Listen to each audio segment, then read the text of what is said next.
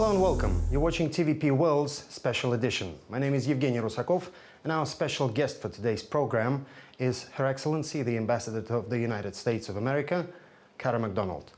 Hello and welcome, and thank you for joining us today. Thank you so much. It's a delight to be here. So now you're in Vilnius already for a couple of months. So how do you find it? Have you already found some favorite places? We love it here. We have already started to feel very settled in as a family. We are grateful to all of those who have welcomed us. It's been a tremendously warm welcome. You know, the United States and Lithuania are really partners in freedom, and we feel that, and we're so grateful for the welcome that we've had. We have indeed had a little bit of a chance to explore. We've been down to Druskininkai, we've been up to visit our troops in Pabradė, we've been out west to the coast. I must say, from a personal standpoint, I grew up in Michigan, which is north in the United States, and it's right on the Great Lakes. We'll come back to that. Yeah, so it feels a little bit like coming home because some of the topography, some of the landscape is very similar to Michigan. So we feel very at home. In terms of favorite places and whatnot, we have had the opportunity to explore a little bit in Vilnius. It's a wonderful culture here in terms of coffee shops and restaurants and gastronomy. So we have certainly taken part in some of that. Now let's come to some more serious topics. Yeah. Relations between the Baltic States and the USA. So they're really good, but there are always some room for improvement. What do you name? Yeah, thank you for that. So it is, in my view, never been a time when our relations between US and Lithuania have been stronger. As I mentioned, we're partners in freedom, our relations are very strong, but it's also a time when our relations have never been more important. And I think in that context, there's always more we can do to strengthen the relationship and things that we are doing. So first and foremost, in terms of my priorities here, is security. Security of this region, security of Lithuania, a NATO ally, a treaty ally. Second is really strengthening our mutual prosperity in the commercial and economic fields. We can talk more about this, but this is an area that I'm very energized to strengthen our relations in. And then finally, in terms of priorities, I would say strengthening our ability, the US and Lithuania, to project freedom. Freedom in this region, freedom globally. And Lithuania has really been a leader in this. In one of your first interviews as a US ambassador, you stressed that those who took part in the Holocaust in Lithuania should not be glorified. So unfortunately, Lithuania still has some monuments in some places. So will you continue to take your special interest in that topic? And what's the solution in this case? Yeah. You know, we feel that it's very important, not just here in Lithuania, but worldwide and in the United States, to tell the truth about history. There are so many that seek to manipulate history, to revise history for personal gain, for political gain. We feel that it's very important to be honest in a truth-telling, factual truth-telling about history. I, as you know, come from a background where I've worked deeply in the human rights field and democratic values.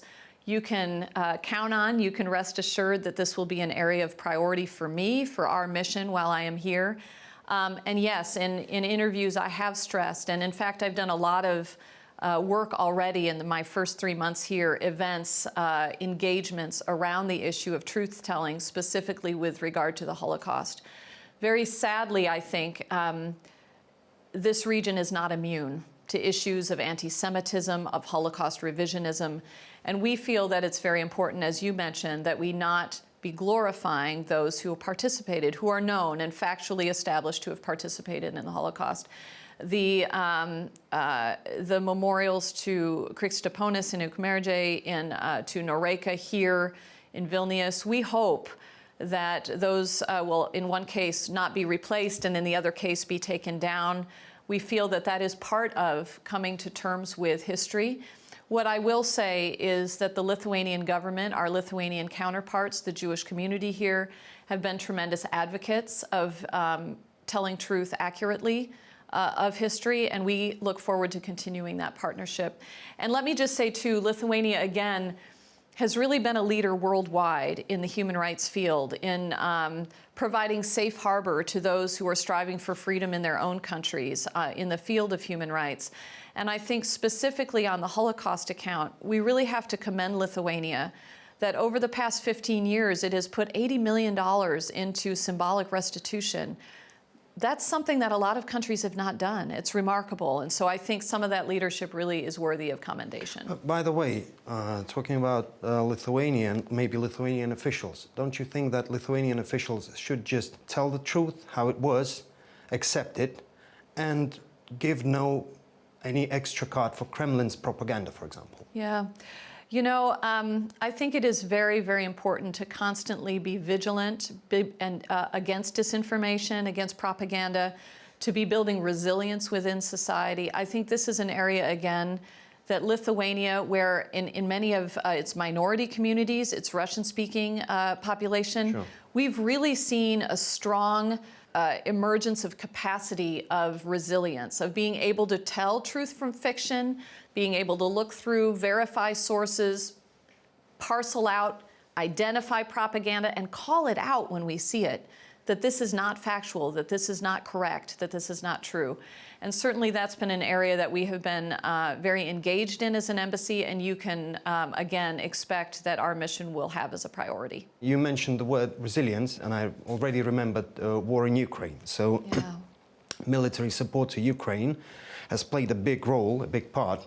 And just a couple of weeks ago, there's been a breakthrough in US Senate and US Congress with that $61 billion package.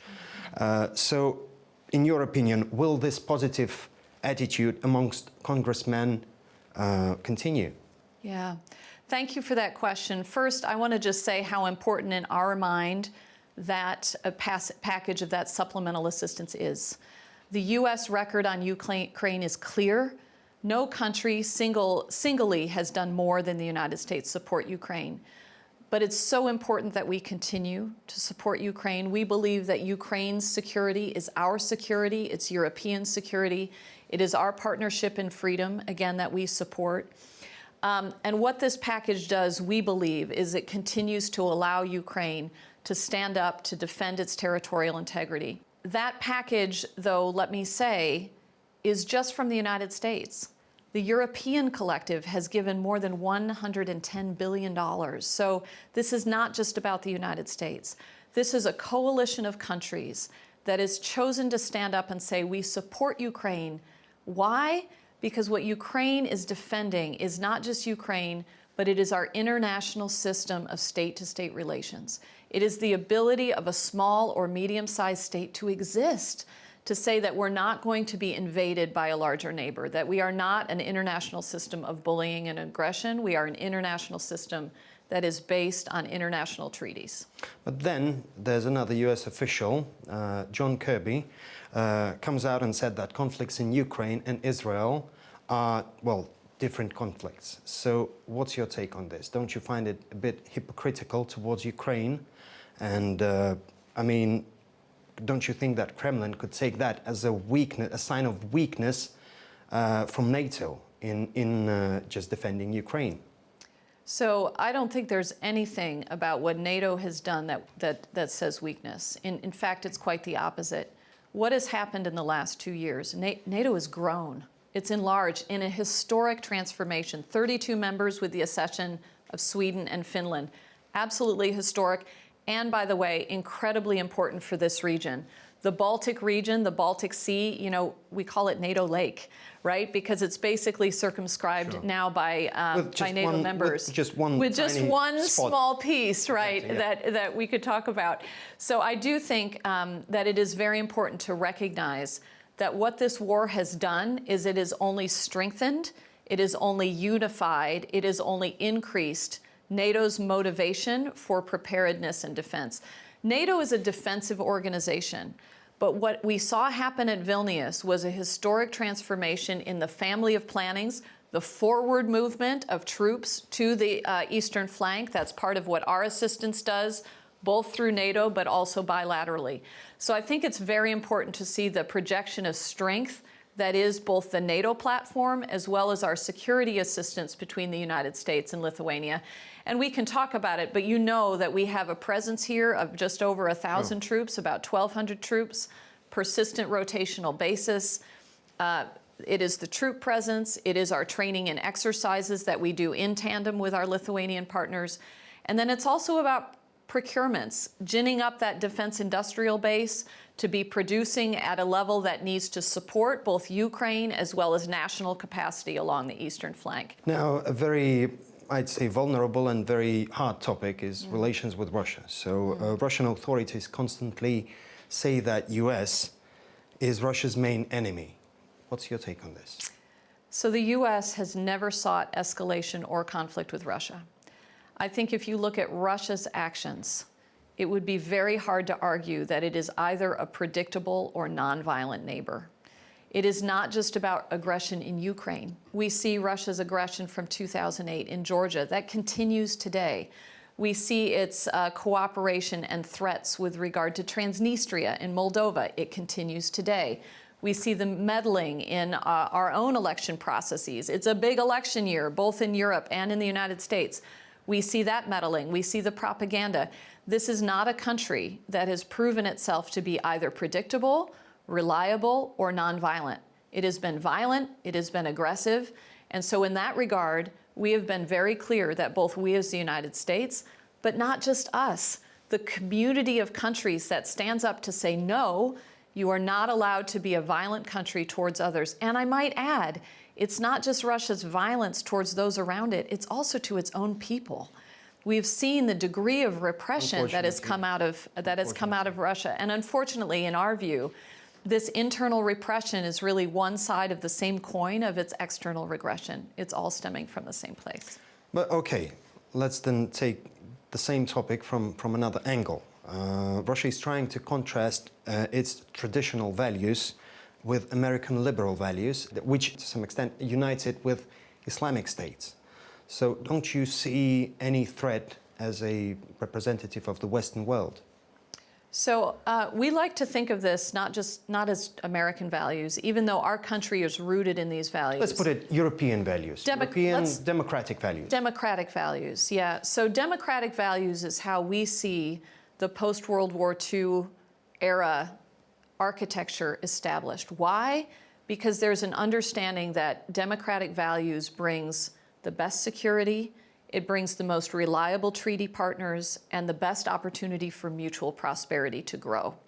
So that was sort of coming out of World War II, the international architecture and international treaty system. The United Nations is founded on these values. So that is very much the core international institutions that we rely on to govern state-to-state relations. I think these are the core values that Russia is challenging. They're not just American values. These are core UN values that Russia is challenging. And I think it's very important that we all be clear-eyed about how Russia is trying to undermine those core United Nations, international, and democratic values. I was looking for some information about ambassador of the United States to Lithuania. I came across the information that you also speak Russian. So does that knowledge of Russian help you to understand the peculiar Russian way of thinking? You know, I think it's always very important when we work in international relations to be studying the language of the places where we serve. Yes, it is important to be studying language because it does open up access to understanding culturally of how societies are framed, how they come together, how they express themselves. But certainly very much, I'm focused obviously on Lithuanian language, but very much continue to be interested in engaging with all speakers in Lithuania, in particular to the Russian-speaking population. Okay, now we come across Lithuania, and Lithuania is today celebrating its 20th anniversary as a EU member. So how does your country assess the relations with the EU? Yeah.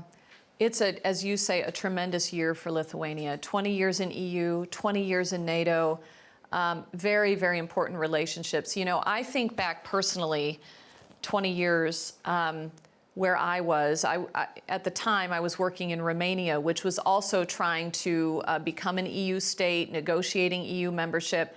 And to me, it is remarkable that at the time, I think back to the hand-wringing, the concerns about enlargement. Is this EU enlargement project going to be safe? Is it going to promote prosperity? Is it going to make sense?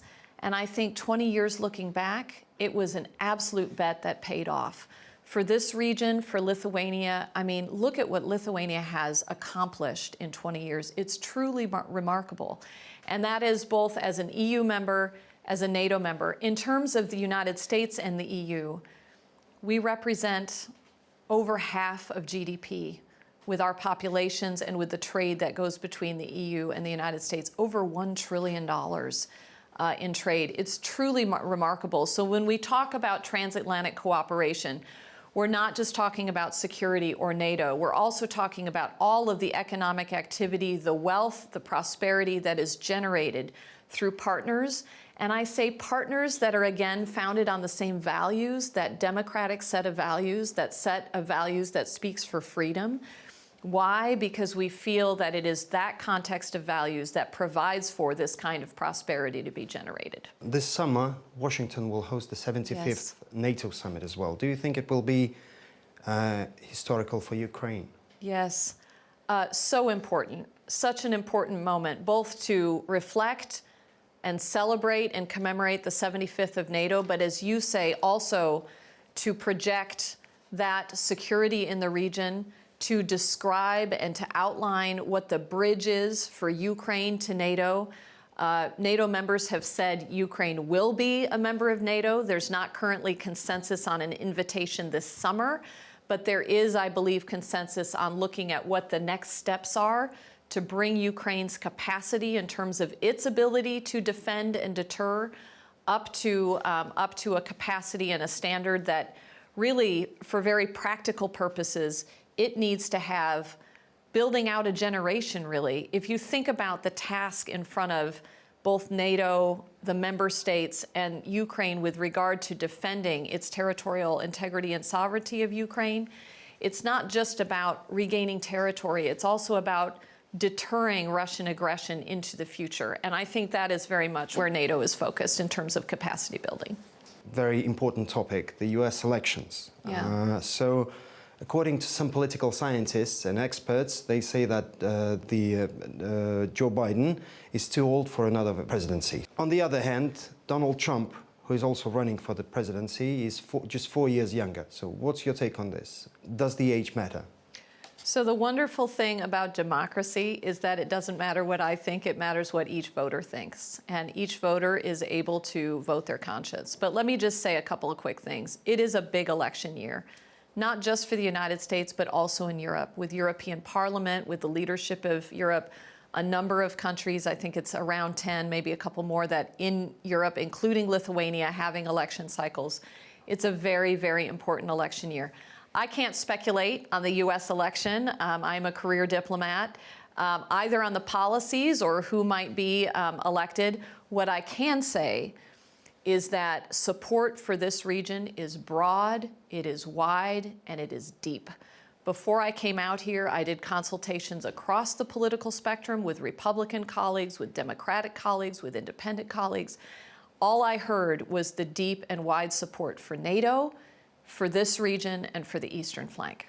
In the beginning, you mentioned that you're from Michigan. So I myself into music very much. And I know that there are loads of famous artists and musicians from especially Michigan, like Eminem, then Stevie Wonder, Aretha Franklin, Madonna. Yeah, Madonna actually, and I went to the same university. She actually lived on the same hallway at the residence, different years. I'm not the age of Madonna. Different years, but same dormitory at University of Michigan. What, in your opinion, makes Michigan so special?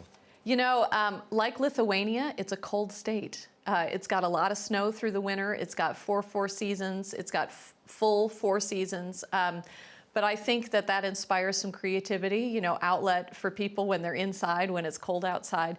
But again, for me, this has been really interesting to see the similarities between Michigan and Lithuania in some ways. I talked about the coastline. I love going to the coast here. Why? Because it reminds me of where I grew up. I grew up on the lake shore of Lake Michigan with the dunes. It looks a lot like the Curonian Spit, but I do think there are some similarities and on the artistic front as well. Kara, thank you so much for this wonderful interview. I wish you best of luck and Thank hope you to so see you much. once again. Thank you so much, Yevgeny. And I would like to remind our viewers that our guest for today was an ambassador of the United States of America to Lithuania, Kara McDonald. You're watching TVP World. Stay with us.